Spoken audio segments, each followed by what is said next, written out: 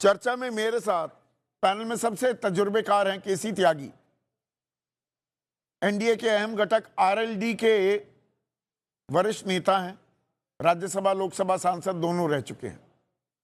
कांग्रेस की राष्ट्रीय प्रवक्ता डॉक्टर रागिनी नायक, समाजवादी पार्टी के राष्ट्रीय प्रवक्ता राजकुमार भाटी, अंतर्राष्ट्रीय मामलों के जानकार हैं, बेहतरीन लेखक हैं, रुबिंद्र सचदेव मेरे साथ हैं। वरिष्ठ पत्रकार और सत्यहिंदी.com नाम का डिजिटल प्लेटफॉर्म भी चलाते हैं, आशुतोष मेरे साथ हैं। एक बेहद ही खास मेहमान पूर्णिमा नाथ, राजनीतिक विश्लेषक हैं, अमेरिका से हमारे साथ जुड़ी हैं। ट्रंप के साथ थी, उनकी पार्टी की थी, पर अब पार्टी से बाहर हो गई हैं या निकाल दिया गया है, अभी तल्खी आ गई है। पर यहां भारत और अमेरिका के रिश्तों में ये रिश्ता क्या कहलाता है, ये मैं पूर्णिमा से जानना चाहूंगा। और बीजेपी की तरफ से प्रोफेसर सौरभ मालवीय हैं।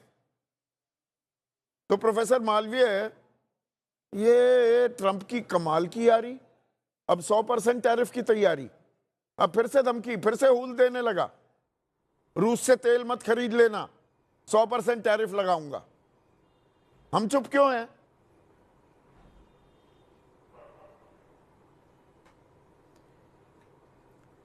संदीप जी, भारत की विदेश नीति भारत आधारित है। हम अपनी शर्तों पर और भारत के लिए, भारत के वास्ते और राष्ट्र को ध्यान में रखते हुए हमारे दुनिया भर के देशों से व्यापारिक, सामरिक या जिस तरह के भी हमारे मैत्रिक संबंध हैं पारंपरिक, उसको हम बखूबी हम अपनी मर्जी से काम करते हैं। एक मिनट, अरे छोड़िए ना, अभी अमेरिकी संसद पर भी आता हूं। तो हम अपनी मर्जी से अपने हितों को साधते हैं।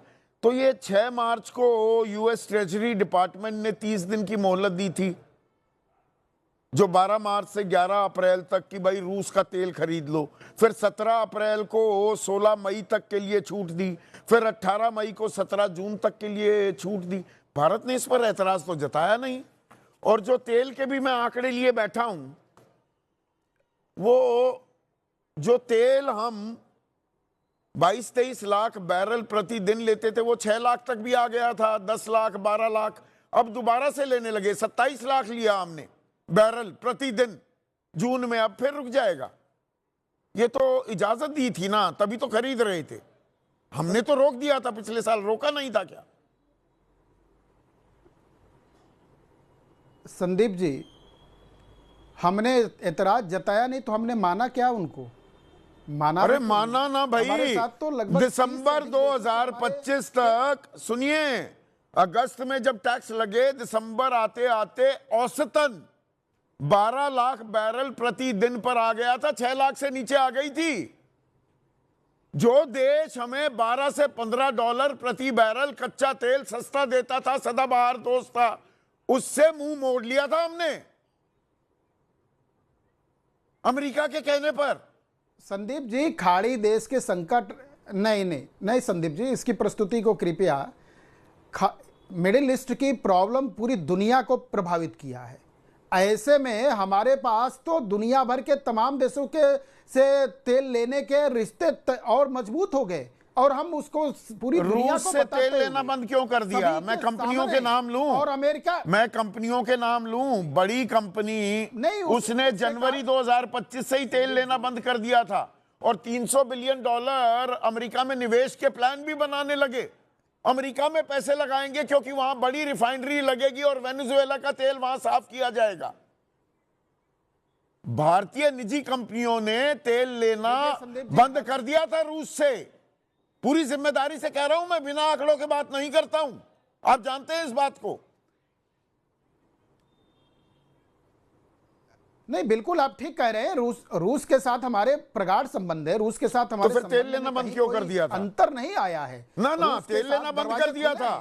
50% टैरिफ में 25% तो इसलिए लगाया 27 अगस्त 2025 को कि रूस से तेल ले रहे हो। फिर हमने लेना बंद किया, तो उन्होंने हटाया भी नहीं, सुप्रीम कोर्ट ने हटाया। वो आपके ही तथ्य में बार बार आता है। क्या बताइए?